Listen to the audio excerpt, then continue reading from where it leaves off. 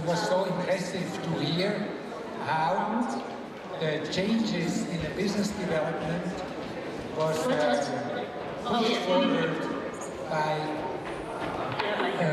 innovators who are not only great business people, but also have the courage to deal with existing mindsets and change them. It is a great honor and a great pleasure to introduce now the next part of Level Up, which is two special forward thinkers who focus on social technologies, which have as a goal to develop scientific methods to help for social change and for dealing with this changing of mindsets. Especially, I would like to start out with Otto Šarmer. Professor Šarmer works at MIT. He's the author of the U theory. He's a household name in social change and corporate development. Together with him is another forward thinker, which is Thomas Bergman. And the two of you will have, he's the author of The Nordic Secret, businessman, banker, and philanthropist.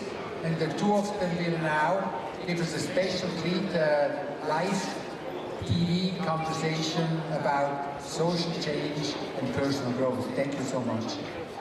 Thank you very much. Thank you very much. So, we are already almost an hour late in the program.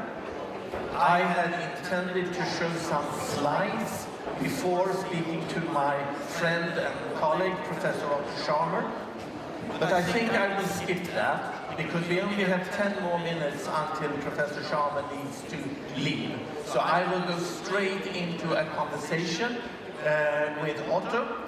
We go straight into the conversation with Otto, and I just say as an introduction that Otto Šarmer has for many, many years been a champion for the concept of vertical development and vertical literacy, and making a difference between learning and developing by adding more and more skills.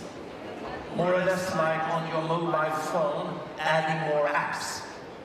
That is, of course, in many cases, very, very important that we do that.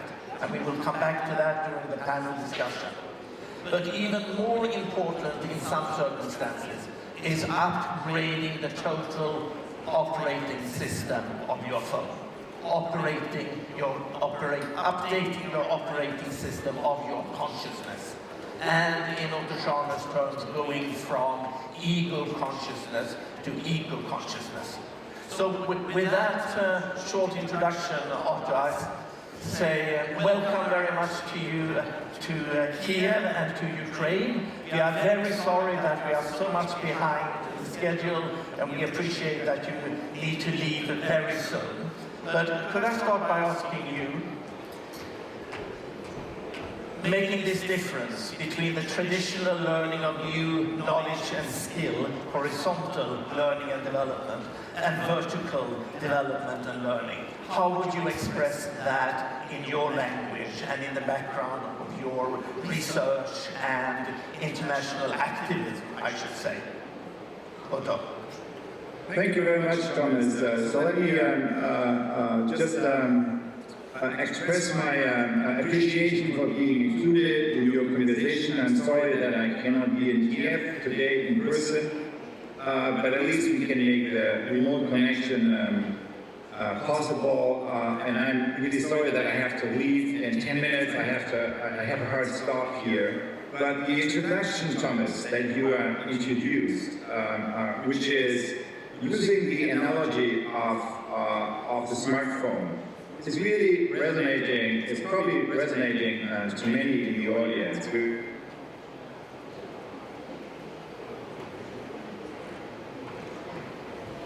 For for certain challenges, but once in a while, I also, everyone knows, have to upgrade the operating system, evolving with technology, or in the case of leadership, to keep evolving with the challenges that we face.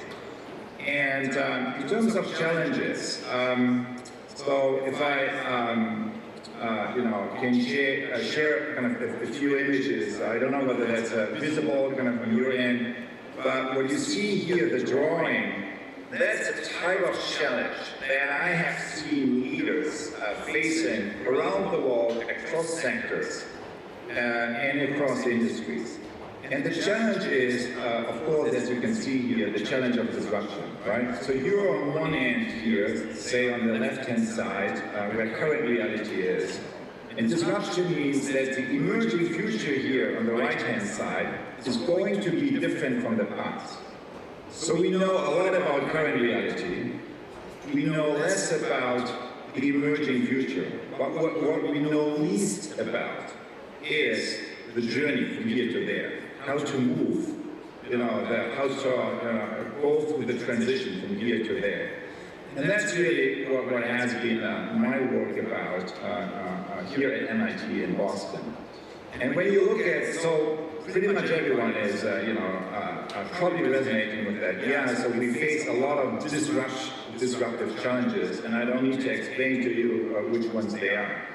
But when you look now at, okay, disruption happens, but what are the responses that we see in society? And I would say, in all countries, in all sectors, we see the same three responses. And so let me just quickly indicate them here. The first response is this, downward, which means same old, we just continue, kind of same summit, so another conference, another summit, another kind of bringing all the leaders together. So same old is one response, but in the age of disruption, that's not always the winning proposition. The second response is turning backward. Turning backward in order to make ... great again. So that's response number two. And response number three is leaning forward. Leaning forward into an emerging future that we don't even know what it is. In terms of the turning backward, in order to make, so the famous Trump phrase, making America great again, the most important word in that sentence is the last one, again, because it means you turn backwards.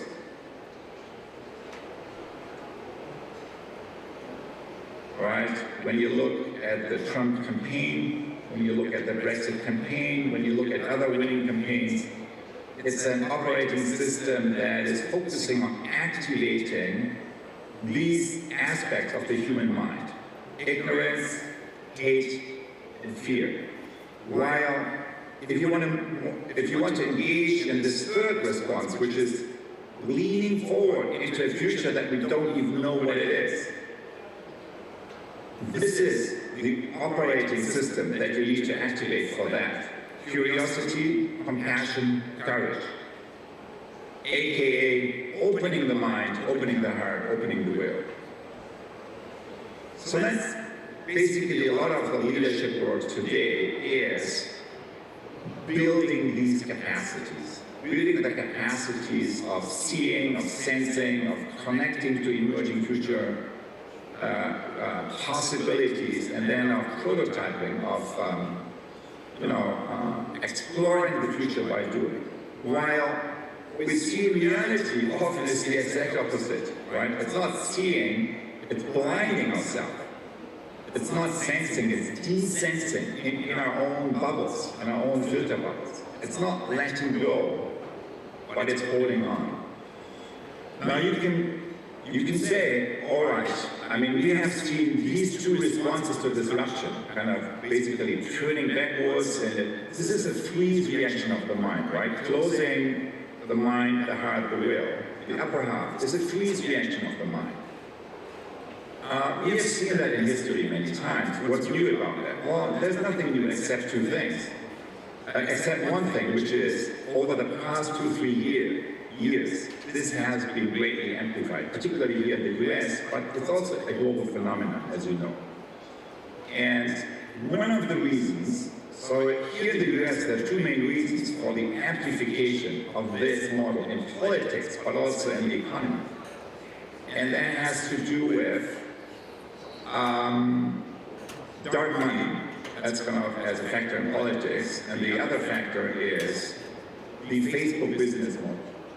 Because if you have a big data company that has based its business model on maximizing user engagement, then activating hate, anger, and fear is the best way of accomplishing just that.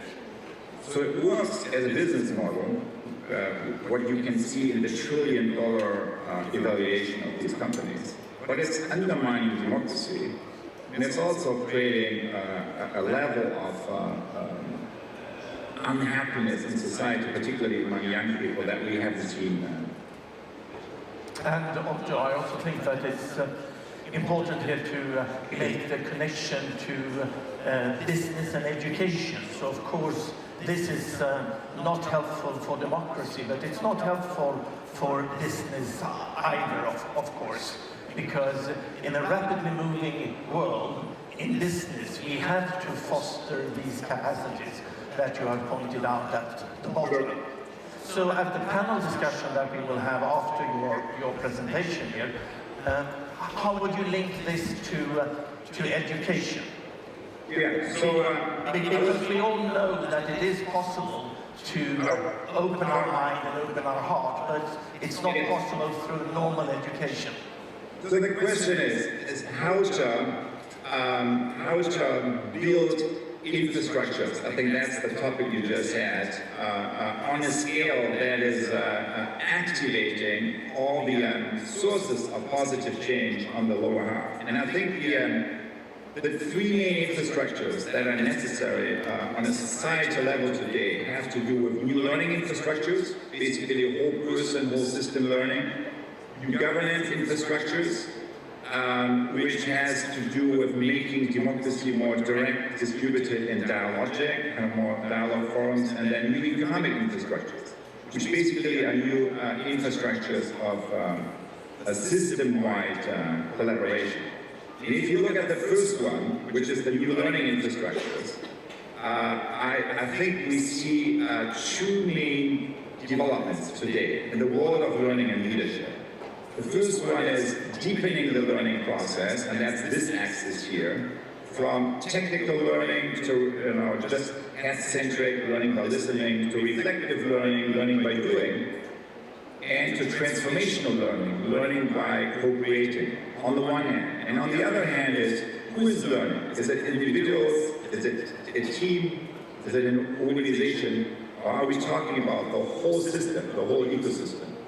And today, most resources in learning and development go into the bottom left.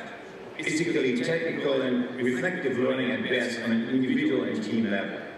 But to address the key innovation challenges of the future, we have to develop transformational learning infrastructures that not only work on the level of individual, team, and organization, but also on the level of the whole system.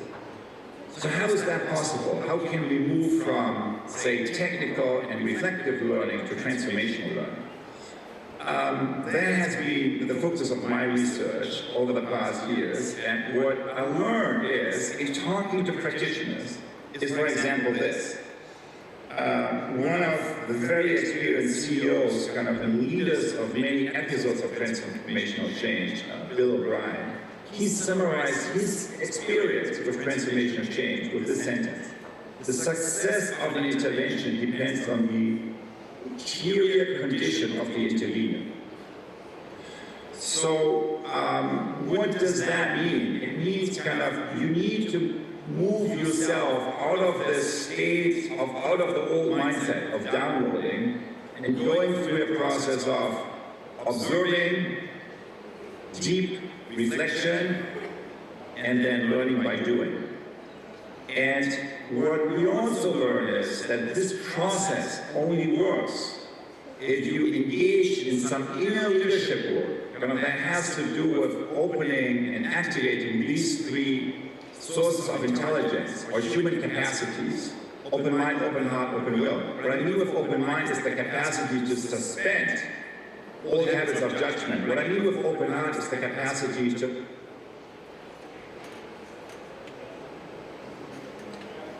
and what I mean with open will is the capacity to let go and let come. So why is that so difficult? Because in reality we deal with these three forces of resistance: voice of judgment, voice of cynicism, and voice of fear. So in summary, what I am proposing here is a systems view to leadership. All systems approaches to leadership start with this distinction, a distinction between symptoms at the top of the iceberg and deeper structures at the bottom. And the root issues.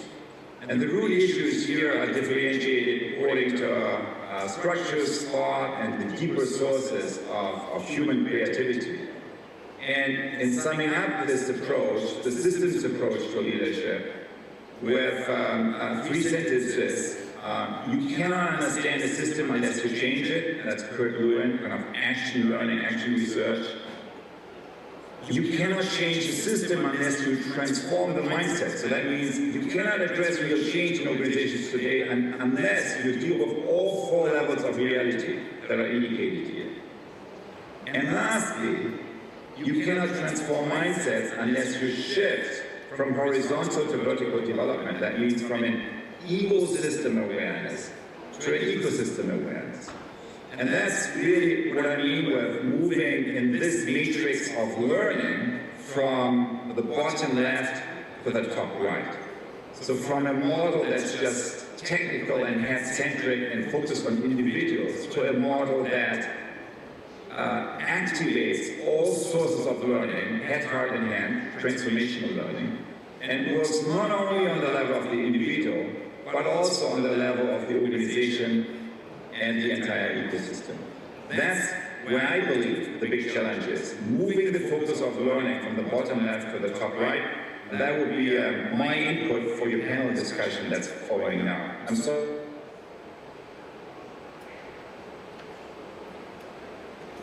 the best. Thank you so much, Otto, and we are sorry here again that we were running so late in our program and you had to deliver your message so condensed. I will try to take a few minutes before the panel discussion to unpack your message. So thank you very much for your participation.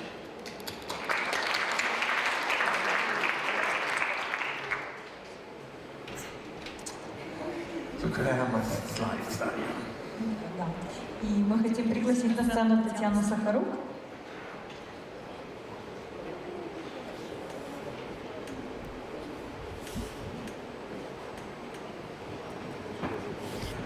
Добрый день.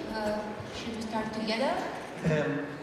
If I could have just 5 minutes, I will show the slides that I had intended to show before my talk to Otto, and I will be very brief.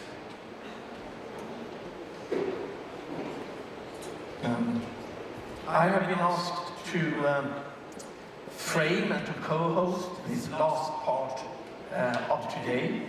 And this last part of the presentation program of today is actually going to be quite different from the program so far.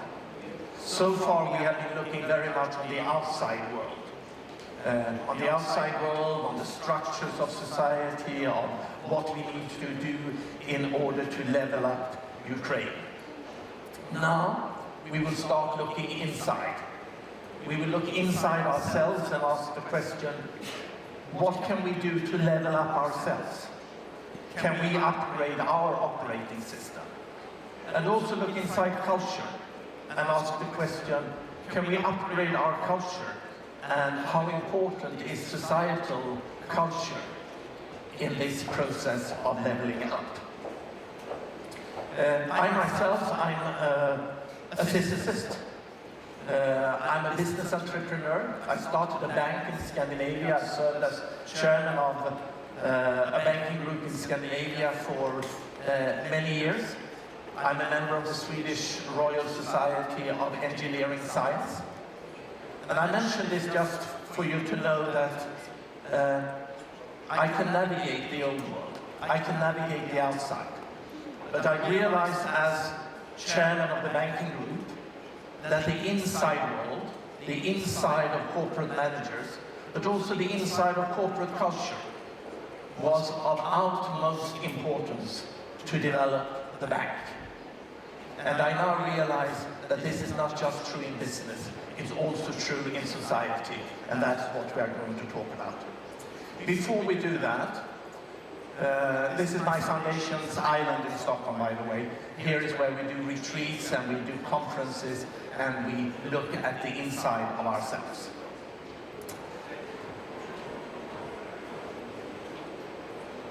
Of course, we know all that the world is rapidly developing and we have this rapid technological change. Some of you have heard the expression VUCA, the VUCA word. And that is something that we will use a few times this afternoon. How the world is becoming more volatile, uncertain, more complexity and more ambiguity, and how this puts new demands, certainly on managers, but not only on managers, to a larger and larger extent also to every employee in your companies and also to every citizen in your country. To be able to handle this more volatile and complex world, we have to look on human development. And as Otto said, we can look at the horizontal development, which is like adding more knowledge or more apps to our smartphone. But then we have the vertical development, which is more like operating system development, upgrading our inner operating system. And so far, our societies have mainly been focusing on the horizontal development. And that is still super important. We need to have more skilled labor that can fill the needs of industry.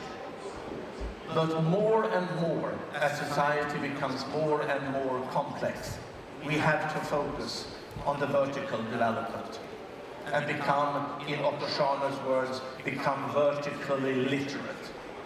And that is my main message, that if it's anything that will help Ukraine level up, it is to gain vertical literacy, understand the value of inner development, and to be able to upgrade managers, employees, and citizens to be able to handle a more complex world.